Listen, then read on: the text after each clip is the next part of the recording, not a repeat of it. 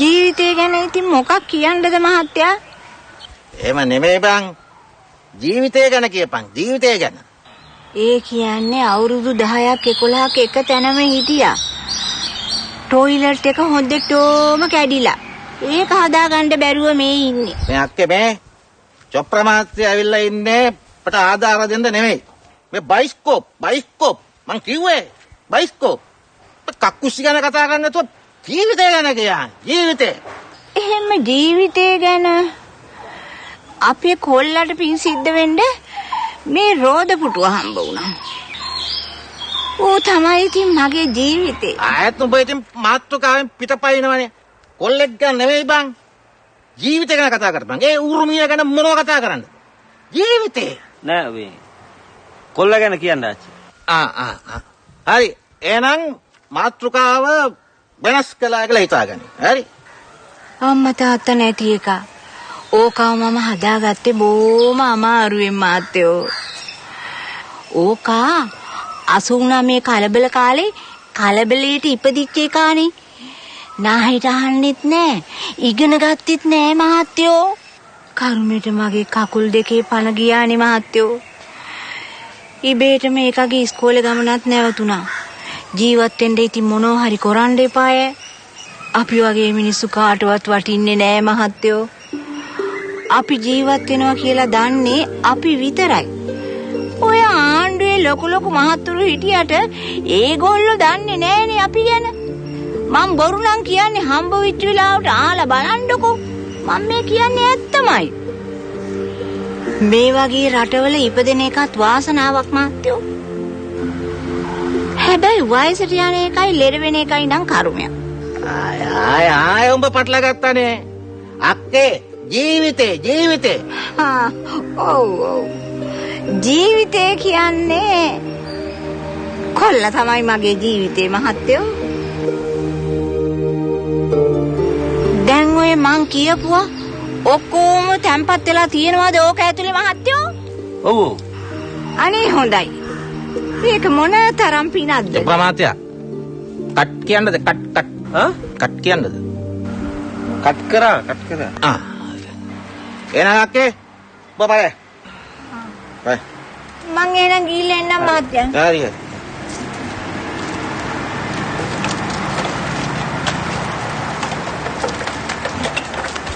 චප්‍රමාත්‍යා මගේ කැල්ල දන්නවද? අපි පොඩි බ්‍රේක් එකක් ගමු. ඈ? පොඩි බ්‍රේක් එකක් ගමු. ඔයාගේ ඉතින් කොයි විදිහේ ගන්න බැයිද? හරි. චප්‍රමාත්‍යා අපි මොනවා හරි කාලා ඉමුද? කමු. හරි. යා.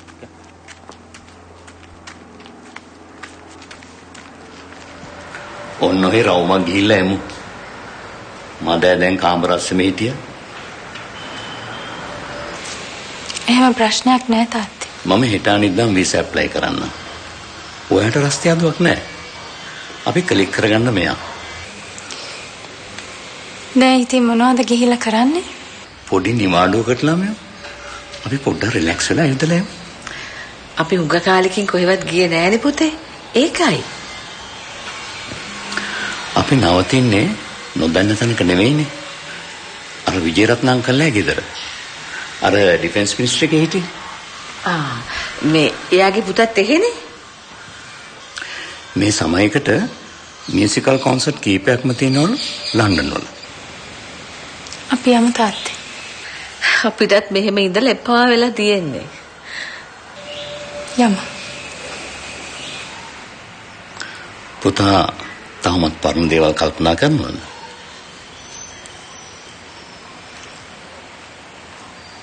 නෑ තාත්තේ. ඒත් සමහරක් දේවල් මතක් වෙනවා. මට පුතාට කියන්න පොඩි දෙයක් තියෙනවා. මං හිටියේ ඔයාගේ ඔළුවේ කැක්කුමේ ප්‍රශ්න ඉවර වෙනකන්. කවුද රංග කියන බෝයි මං හිතන්නේ එයාව මරලා දාලා. මං ඒක දන්නවා. මට තාරංචි වුණේ එහෙමයි.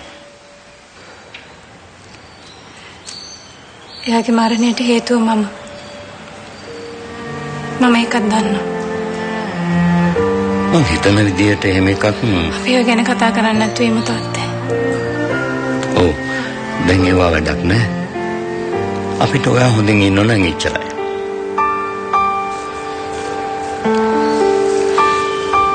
මං හොඳින්.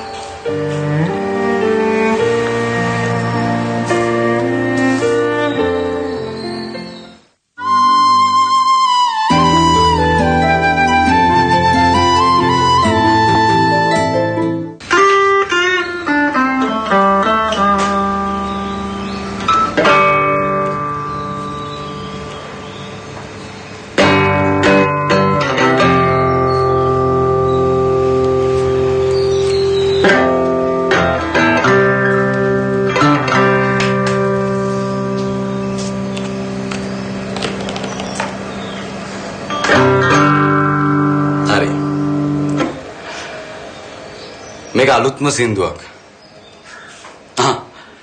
ඊට කලින් කලාව හරහා සමාජ මැදිහත් වීම ලෝකෙ සිද්ධ වෙච්ච හැටි දැක්කාම හරි ආසිතනවා බං. හිතපල්ලකෝ වික්ටර් හාරා මේ වැඩේ try කරනවා 1973 වෙනකන් චිලියේ. ඒ වැඩේම බ්‍රිතාන්‍යයේ ඒ කාලෙම ජෝන් ලෙනන් කරනවා 1980 වෙනකන්. බොබ් මාලේ ජමයිකාවේ ඒත් 1900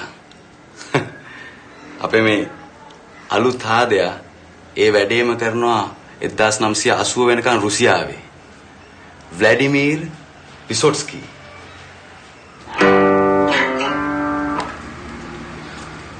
කලාව හුදු පන්ති මෙවලමක් කරගන්න නැතුව ඒ පැවතිච්ච සමාජයේ නිලධාරිවාදයට, මර්ධනයට, පීඩනයට විරුද්ධව වැඩ කරපු නළුවෙක් ගායකයෙක්.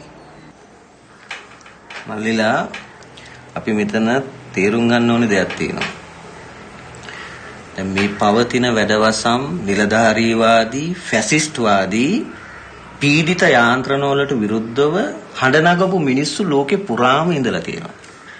ඉන්නවා. ඒවා නිකම් මේ විලාසිතාවන් නෙමෙයි. ඉතිහාසයේ විසින් බල කරන ලද උවමනාව. ඒ හැමෝටම තිබිච්ච උවමනාව මොකද්ද? මීට වඩා සාධාරණ මිනිස් සමාජයක්.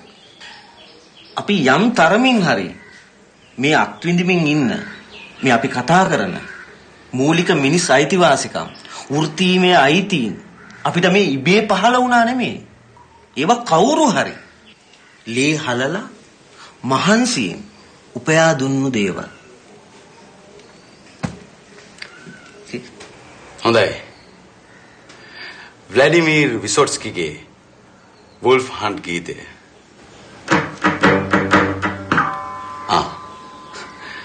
මේක කල්පගේ තාත්තට ස්තුතිවන්ත වෙන්න පොඩි අනුවර්තනයක් කරලා තියෙනවා. කියමු. නෑ. අපි try කරමු. 1 2 3 4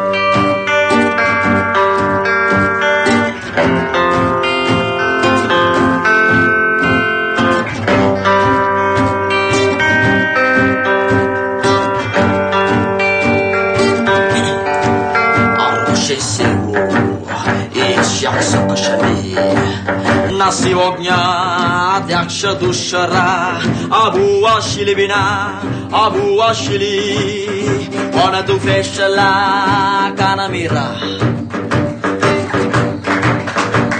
Mama Taki vero yoda Lena haragini amda Haragala kalada Tava mat ada Iye bagi mai Isaili Kapuchutta bustalauki Tava konyeki Priya sabukium Mai shinibu Korta yo saboki